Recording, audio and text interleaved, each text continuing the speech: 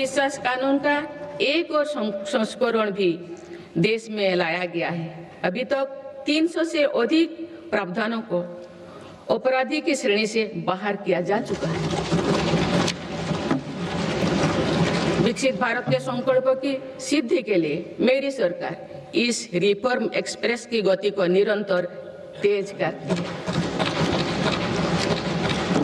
माननीय सदस्यगण, आजादी के बाद भारत की प्रगति को कुछ शहरों और क्षेत्रों से ज्यादा गति मिली।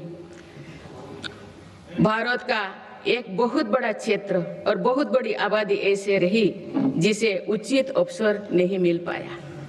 अब मेरी सरकार पिछले क्षेत्र और वंचित आबादी के सामर्थ्यों को विकसित भारत की ऊर्जा बना रहे हैं।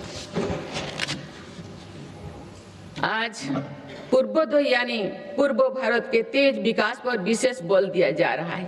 आज पश्चिम बंगाल और ओडिशा के समुद्री क्षेत्रों में प्रगति की नई संभावनाएं बन रही है।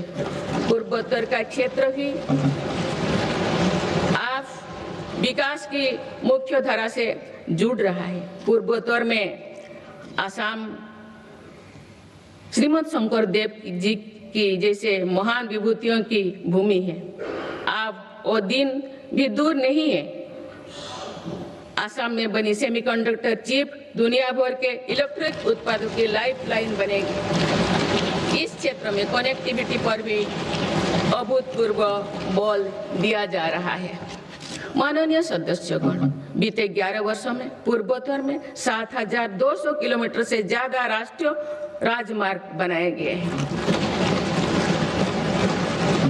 इससे दूर दराज पहाड़ी जनजातीय और सीमावर्ती इलाकों तक पहुंचना आसान हुआ है।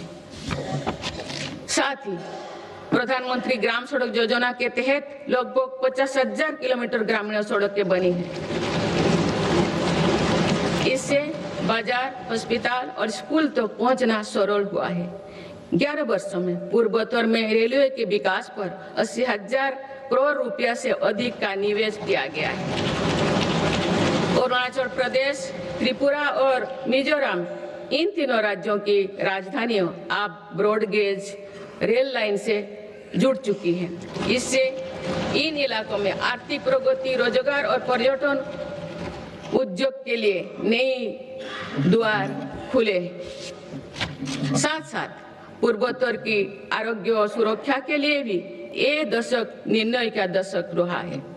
ईटानगर में स्टेट कैंसर इंस्टीट्यूट और असम के शिवसागर में मेडिकल कॉलेज बनने से लाखों परिवारों को इलाज में मदद मिलेगी। सिक्किम के सिच्चे में मेडिकल कॉलेज और अगरतला में महिलाओं और बच्चों का अस्पताल बनने से भी बड़ी सुविधा होगी। इस तरह के प्रयासों से पूर्वोत्तर में एक बड़ा हेल्थ इंफ्रास्ट्रक्चर तैयार हो रहा है। माननीय सदस्यगण, जो पिछड़ा हो वो मेरी सरकार की प्राथमिकता है। पीएम जनमन योजना पीएम जनमन योजना आदिवासियों में भी सबसे पिछड़े जनजातियों की 20,000 से ज्यादा गांवों को विकास से जोड़ा जा रहा है। इन गांवों में गरीबों के करीब 2.5 लाख घर इसी योजना के माध्यम से बने हैं। धरती आबा जनजातियों ग्राम उत्कर्ष अभियान से भी आदिवासी क्षेत्रों में विकास को अभूतपूर्व गति मिल रही है। इन दोनों योजनाओं पर सरकार 1 लाख करोड़ रुपया से अधिक खर्च कर रही है। पिछले 11 वर्षों में अनुसूचित जाति के लाखों छात्रों को 42,000 करोड़ रुपया से अधिक की पोस्ट मैट्रिक छात्रवृत्ति दी गई है। इससे करीब 5,000 विद्यार्थियों को लाभ हुआ है। 5 करोड़ विद्यार्थियों को लाभ हुआ है। आदिवासी क्षेत्रों में सरकार ने 400 से अधिक एकलव्य आदर्श आवासीय विद्यालय भी खोले हैं। इनमें जनजातीय बच्चों को अच्छी शिक्षा और बेहतर भविष्य मिल रहा है।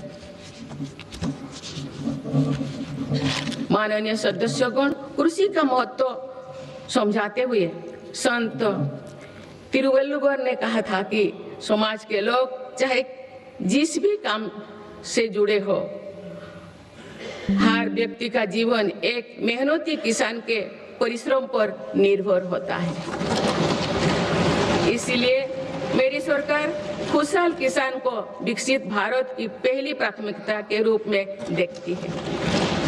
इसी भावना के साथ सरकार ने पीएम किसान सम्मान निधि जैसे योजना को शुरू किए हैं। अब तो इस योजना से किसानों को 4 लाख करोड़ रुपया से अधिक राशि सीधे उनके खाता में भेजी गई है। मेरी सरकार की सही नीतियों और प्रयासों से आज देश के कृषि उत्पादन तेजी से बढ़ रहा है। वर्ष 2024-25 में खाद्यान्नों और बागवानी की फसलों में रिकॉर्ड उत्पादन हुआ है।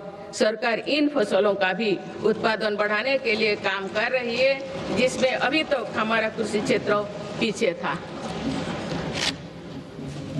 सरकार की मंशा है कि इससे कृषि उत्पादकों का आयात भी कम हो। खाद्य तेल, तिलहन और दलहन से जुड़े नेशनल मिशन के कारण इन क्षेत्रों में देश आत्मनिर्भरता की ओर बढ़ रहा है। इसके बल पर 2024-25 में देश में ऑयल सीड फसलों का उत्पादन भी बढ़ा है। किसानों की अतिरिक्त आय के लिए सरकार द्वारा मिलर्स यानी श्री अन्न को वैश्विक स्तर पर बढ़ावा देने का कार्य भी निरंतर जारी है।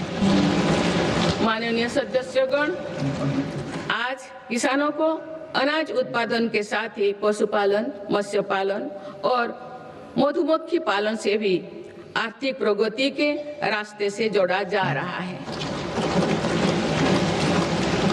कोस्ट लाइन पर रहने वाले मछुआरों को एक्सक्लूसिव इकोनॉमिक जोन का लाभ देने के लिए नई नीति बनी है।